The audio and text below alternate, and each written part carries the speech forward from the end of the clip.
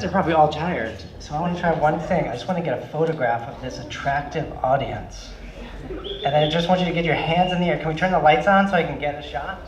Oh my God. And just say Schadenfreude, just like yell it. Roller coaster! Nice. All right, lights down. In my 20s, I worked at a nonprofit law firm that was called Children's Rights. And the purpose of that nonprofit was to reform the foster care system, not only in New York City, but kind of across the country. And I quickly started as a temp, and I quickly got promoted to a paralegal. I had no legal experience, I had no interest in the law, but I was really good at turning loads of documents into very concise stories. So in my office, there were these 4 boxes, and each box was a kind of short life history of a child in the foster care system who had died. And my job was to take all of that information and put it in a succinct story that could be used in our case. And I took the job very seriously. Not only did I feel like I was going to be saving future children, but I felt like I was memorializing these children that had been lost. And it was depressing work, but meaningful work, but it was not my calling. And the office manager, Helen, knew my calling deeply. Helen was married to a semi-famous fiction writer, and I would always be in Helen's office talking about books. And when we first met, we kind of shared what's our calling story. And she was a filmmaker, I was a writer. And for me, it was in high school. We had a soccer coach as an English teacher, and he had a lot of feelings, and he was angry about them. He would come in, something would be happening in the Iraq War, and he'd just come in and just pick up a desk and throw it against the wall because the world was not right. But Mr. Beatty introduced literature to me, and as a 15-year-old boy, when I read Chekhov, I didn't really know I had feelings, and then I read The Lady and the Pet Dog, and I felt things I didn't ever think I would feel, and it was like a magic show of like, how did that happen, and how did I have these feelings? And I knew in that moment that the only thing I ever really wanted to do in life was be a writer. Like, that was the most impressive thing that anyone had ever done before me.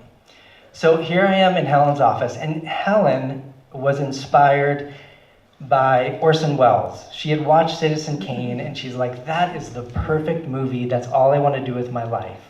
And unfortunately for Helen, the same thing that inspired her also killed her dreams, because she's like, Orson Welles was in his 20s when he made that. I'm never going to make anything that good, and she just stopped. But she was a real supporter of the arts and artists, including her wife. So her wife had just come back from this artist colony, and she said, Terence, you should apply, it's beautiful, it's in Vermont, you'll have a month, go. And I didn't think I would ever get in. She practically filled the application out for me, but I get in. So she arranges me to take a month off. Now, I know in Germany a month off is nothing, but in America, a month off, you have to give your first child to your employer, and then to make sure you're going to come back. So I was living in Gowanus, Brooklyn, and in the word Gowanus is anus, and it was literally the butthole of Brooklyn. All the neighborhoods like runoff would go into the Gowanus Canal. They would test that canal regularly, and it would have syphilis. I don't know how a canal gets syphilis, but this canal had syphilis, and when it rained in my apartment, I could smell syphilis. All of a sudden, I'm in Vermont. The Von Trapp family left Austria to go to Vermont because it reminded them of Vermont, and the hills are beautiful and alive and green, and I'm suddenly in this beautiful room looking out at the Gihon River, which is the river that was running through Eden in the Bible, and I have my writing desk, and I have a month before me. And now in hindsight, I can see that was just like one beautiful blessing and many blessings, and that would take me to become a writer. But at the time, it was everything to me. I grew up with a math teacher and an accountant. No one ever encouraged me to write. No one ever said, you give me permission to write. But suddenly, it was real for the first time. And I was surrounded by artists, and I was in this beautiful place, and I was miserable. Because I would go into that room with that beautiful view, and I would try to write, and it meant, like, if it didn't happen this month, it would never happen. That's the kind of pressure I put on myself. And I also had this kind of specter of like a family that was, I'd seen 3 uncles lose their mind and creativity could be dangerous. And I really carried it with me so that it was a really difficult time.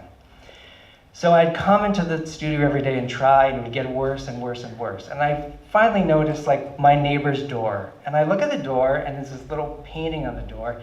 And it kind of looks like one of those posters that you're supposed to go back and forth and kind of look at, and a 3D pops out. And I couldn't see anything, and it wasn't really anything clear. And then I just finally go up and read the title, and it said Sphincter number 4. And suddenly there is an ass, right?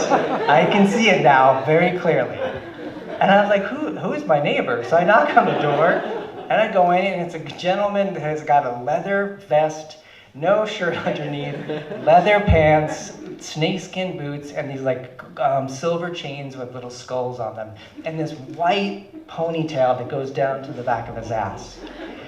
And I look around his studio, and he's got these blown up images of just a giant penis and just a woman hanging out in the corner of the frame. And he's got a printer, and he's printing these out, and he's making them larger, and they're all across his wall. And he explains this process to me. He says, I put them in wintergreen, the color comes off, I put them on the wall, and I said, okay, I see.